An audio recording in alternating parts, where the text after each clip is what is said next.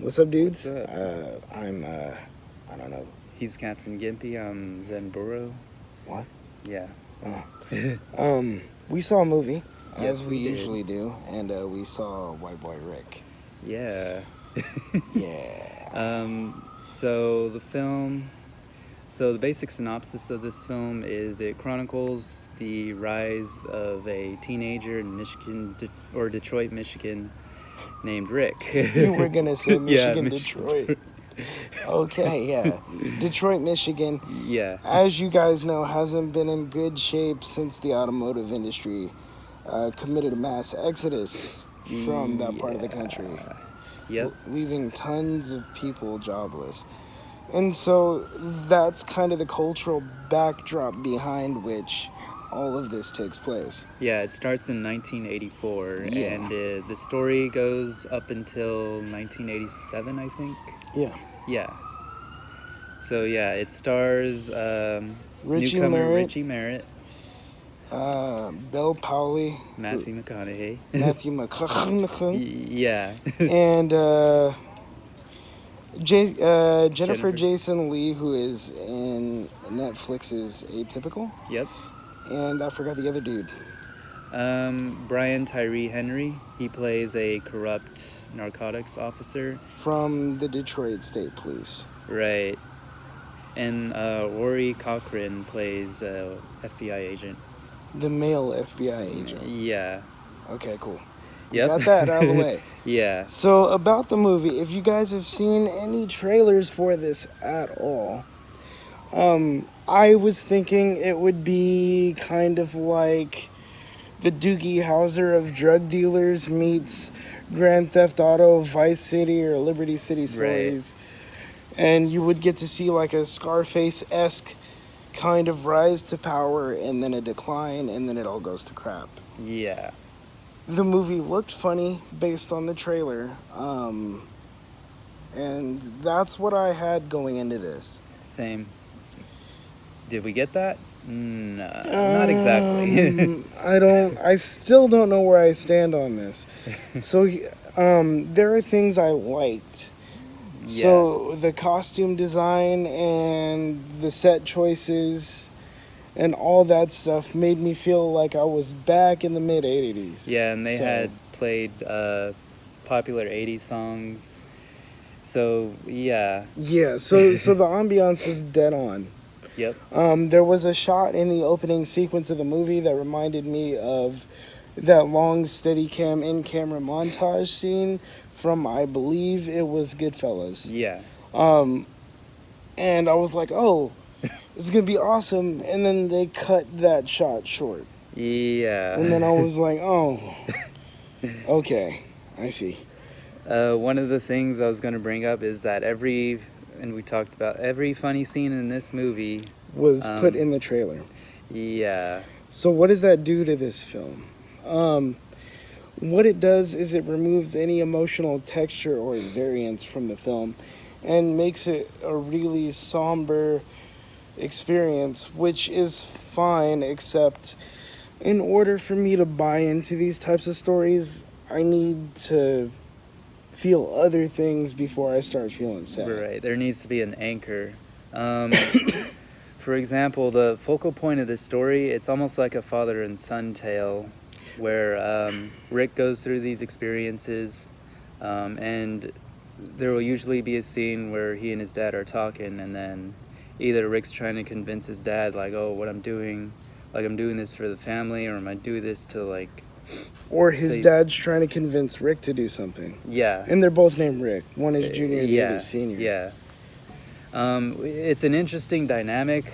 However, it's at the expense of developing other characters. And world building in general. Yes. So we never get a sense of how vast the drug problem is in Detroit or how organized the crime syndicate tends to be. Yeah. Because it only focused on Rick and the dad at the expense of basically everything else, which is what I think hurt the movie the most. This movie sort of felt like it was meaning to be a commentary on the injustices of our so-called justice system, but since it never really developed any of the other characters, that aspect of it kind of falls short. Yeah. So, yeah. I remember you were going to say something about the other relationships in the film, too. So one of the things that I was thinking about during the film, and he was thinking about also, was that so Rick gets involved in this gang, and they peddle drugs and make hella money, and they're all African American, Except for Rick. which is probably why he was nicknamed White Boy Rick. Exactly. Yeah.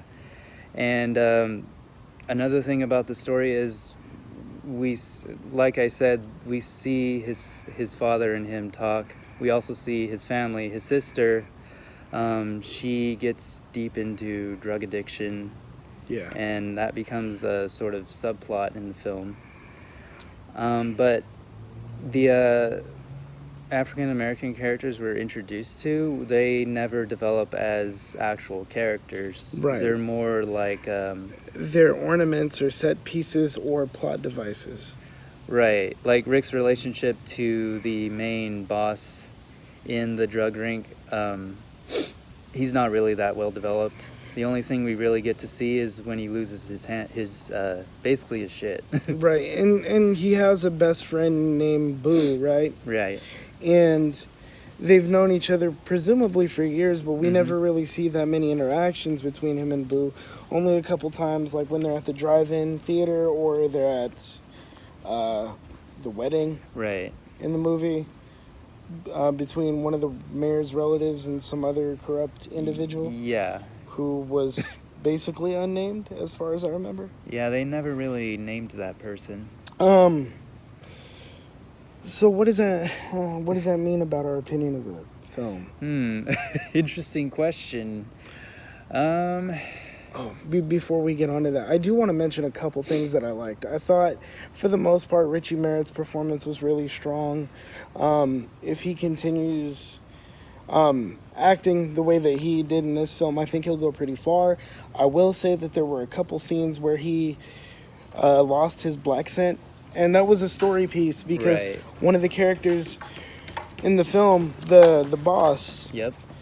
says, Rick, you're really good at sounding like you're black, but you have no idea what it's like to be black. Yeah. And so when that accent slips, I immediately remember that I'm in a movie theater. Yeah. But it was pretty good. It was pretty good. Like 90% of the time, it was really good, and then it just kind of slipped here and there.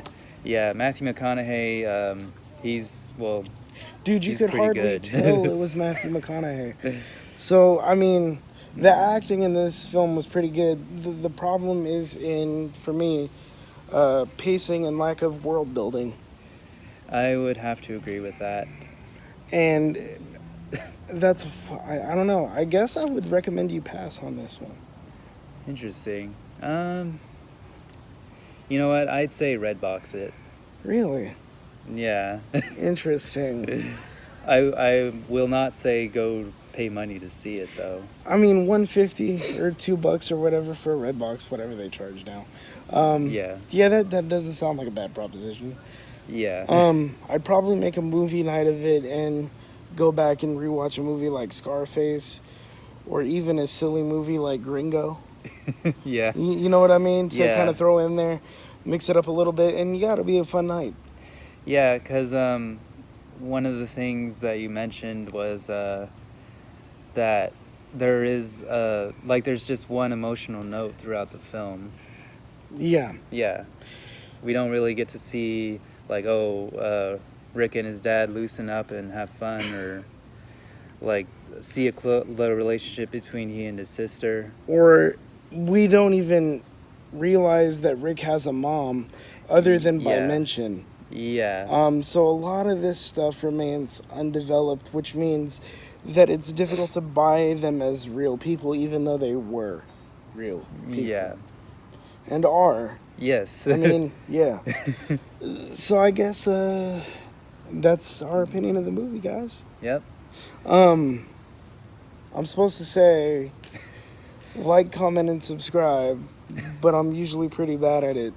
I remember this time. Yay. And here's some things you have to look forward to. We're going to be reviewing the remake and Bradley Cooper's directorial debut of A Star Is Born. Yep.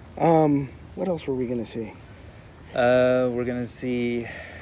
He's never seen Jurassic Park in a movie theater, so we're probably going to do that. Yeah, we're and do gonna a find review on out. that. Yeah. Because as far as I'm concerned, if you haven't seen it in a theater, you haven't seen the movie. Yeah. Apparently, I haven't. No, because it's a letterbox cropped copy. You don't get to see the 16:9 like frame the way that it was meant to. Yeah. So according to him, I haven't actually seen No. Jurassic Park.